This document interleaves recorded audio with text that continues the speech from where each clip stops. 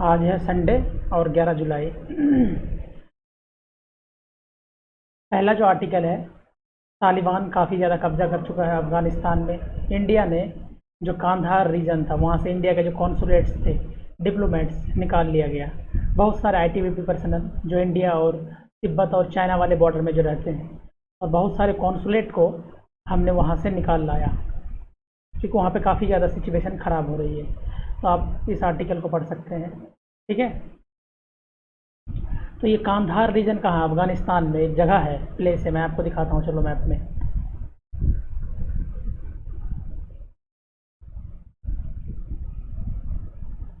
ये है हमारा प्यारा भारत, देख सकते हैं आप यहाँ पर। और भारत के ये है अफगानिस्तान, और ये है सॉरी पाकिस्तान, ये है अफगानिस्तान। कैपिटल है काबुल, और यहाँ एक जगह है कांधार। तो ये कांधार, तो ये पर्टिकुलर पे जगह का नाम भी याद रख सकते हैं। आ जाता है एग्जाम में ये ये प्लेस कहाँ से रिलेटेड है। ओके, फिर चलते हैं हम लोग अपने आर्टिकल की तरफ।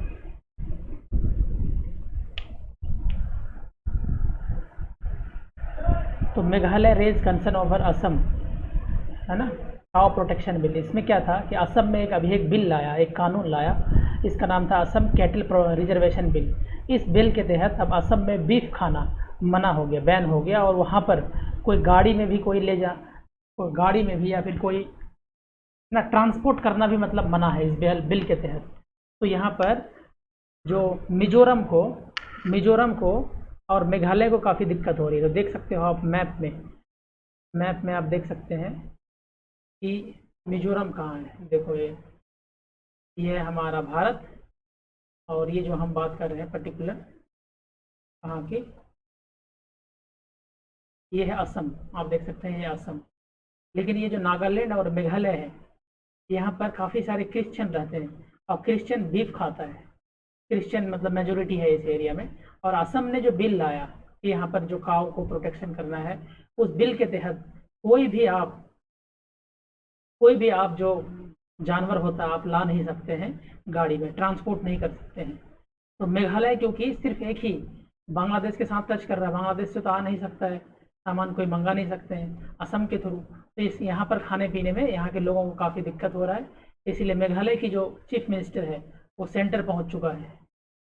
मेघालय के चीफ मिनिस्टर सेंटर पहुँचा है कि आप हमें थोड़ा सा मदद करो, हमें इस तरह से कोई सुविधा दो ताकि हम यहाँ से सामान वगैरह ला सकें। ये नागालैंड को भी काफ़ी दिक्कत हो रहा है, क्योंकि ये इंटरनेशनल बॉर्डर म्यांमार के साथ टच कर रहा है। ठीक है, तो इसीलिए मेघालय को दिक्कत हो रहा है। ओके, फिर चलते हैं हम लोग नेक्स्ट आर्टिकल की तरफ।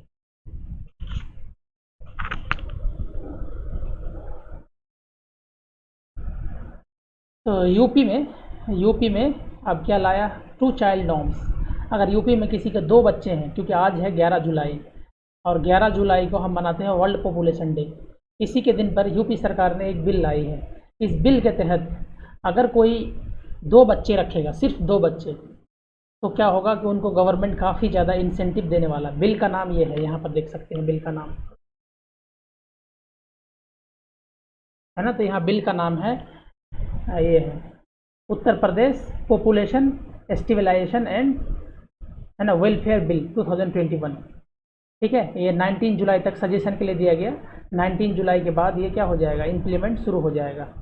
तो ये इसीलिए लाया गया कि अगर हम दुनिया में देखें, सबसे ज़्यादा पॉपुलेशन है चाइना के पास, और दूसरे नंबर पे है इंडिया, और तीसरे नंबर पे है इसका चाइना का लगभग 136 करोड़ है, इंडिया का लगभग 133 करोड़ है, और जो है उसके बाद तीसरे नंबर पे आता है यूएसए।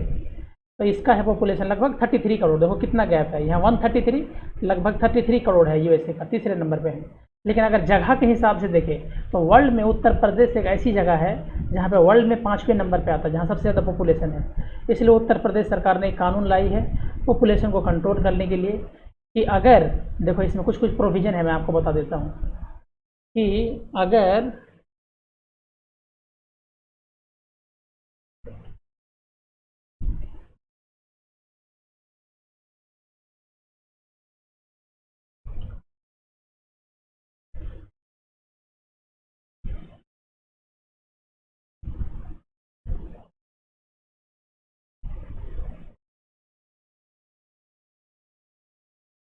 थोड़ा सा दिक्कत हो रहा, सॉरी, पढ़ने में काफ़ी छोटा लिखा हुआ है।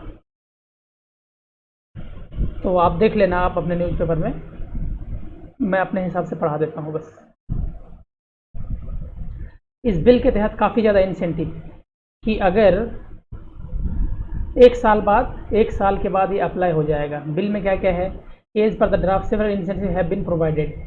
अगर incentive include 3% increase in the employer contribution under the national pension, two additional increment during the center, है ना, इंटायर सर्विस।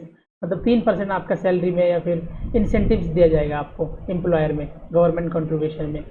और क्या कहा गया है यहाँ पे?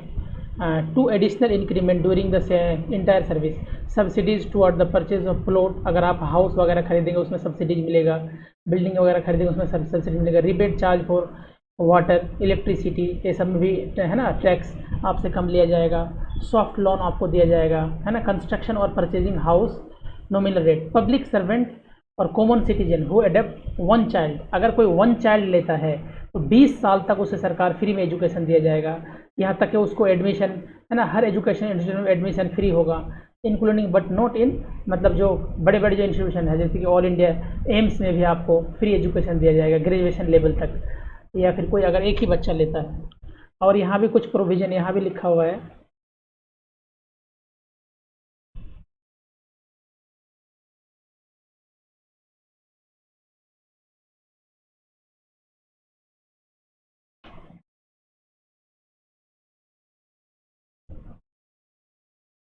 और इस पर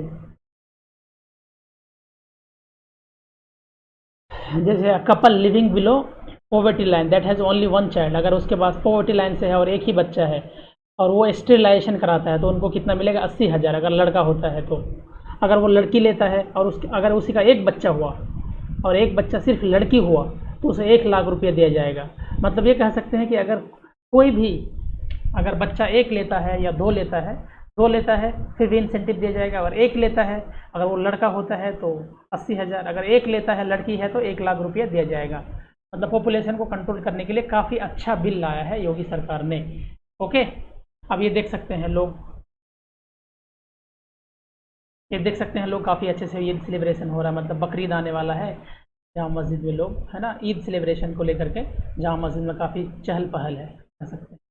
सिक्किम ब्लॉसम, सिक्किम ब्लॉसम्स का मतलब होता है फ्लावर्स। तो सिक्किम फ्लावर्स की बात करें तो इंडिया में अगर 100 फ्लावर्स है उसका 27%, मतलब 27 सिर्फ फ्लावर कहाँ है? सिक्किम में। इसका एरिया भारत का अगर मान लें 100 एकड़ लैंड है, एरिया 1% से भी कम है, लेकिन यहाँ पे फ्लावर्स कितना है? लगभग 27%। मतलब भारत में टोटल फ्लावर्स की जो संख्या है लगभग 18,000, है ना, 18,000 है। और उसका 4,000 फ्लावर्स, लगभग 5,000, सॉरी 18,000 में लगभग 5,000 फ्लावर्स कहाँ है? यही पाया जाता है। मतलब आप देख सकते हैं काफ़ी शानदार है यहाँ पे, काफ़ी शानदार से, है ना, लोग यहाँ पे फ्लावर्स है, आप घूमने जा सकते हैं, देख सकते हैं, घूम सकते हैं। ठीक है, अब नेक्स्ट आर्टिकल की तरफ चलते हैं। हाँ हाँ, ये है काफ़ी अच्छा आर्टिकल है कि अप टू 1 लाख तक का आपको फाइन मिलेगा अगर आप नॉइस पोल्यूशन करते हैं। जैसे अकॉर्डिंग, ये तो अभी दिल्ली में लागू हो रहा है लेकिन फिर से पूरे भारत में भी लागू होगा। CPCB according to central pollution control board के हिसाब से तो अलग अलग दे रखा है कि 10,000 से लेकर के 1 लाख तक का फाइन होगा। अलग अलग प्रोविजन है इनका। जैसे कि a fine 1 lakh will be issued for the operating diesel. अगर आप डीजल का कोई अगर मशीन चलाते हैं जो 1,000 kV का है ना, विदाउट परमिशन का रात में, तो आपको कितना लगेगा? रात में नहीं, कभी भी अगर डीजल का, तो आपको कितने में 25,000 का फाइन लगेगा। इसी तरह से अगर ये इसके लिए अलग है ना, परमिशन लॉयसेबल इन रेसिडेंशियल एरिया में 55 डेसिबल तक ही आप चला सकते हैं दिन के समय, 45 डेसिबल नाइट के समय। इसी तरह से अलग अलग एरिया में अलग अलग फाइन है। ठीक है, according to the order in case of bursting firecracker, अगर आप फायर क्रैकर चलाते हैं बियॉन्ड अ प्रिस्क्राइब लिमिट, फिर भी आपको क्या लगेगा? तो फिर भी आपको फाइन लगेगा 20,000, कहीं 10,000, अलग अलग है। देख सकते हैं यहाँ पर एक जगह है, यहाँ पर है साइलेंट प्लेस। क्या होता है साइलेंट प्लेस?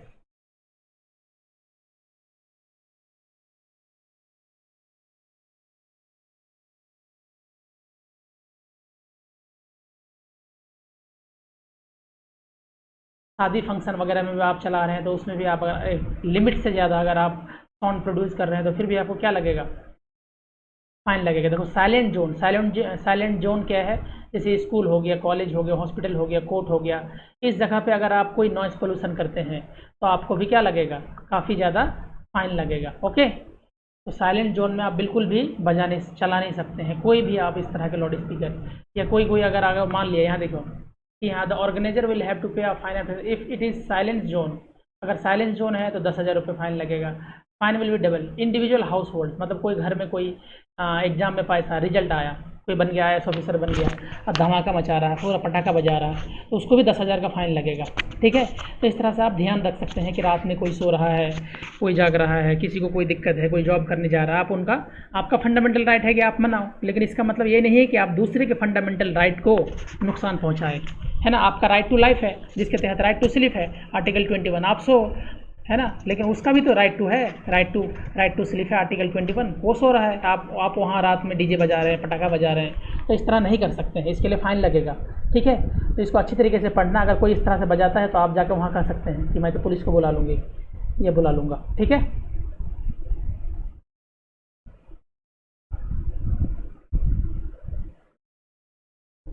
अब जो नेक्स्ट आर्टिकल है, सॉरी क्या हो गया यार, रुकेगा।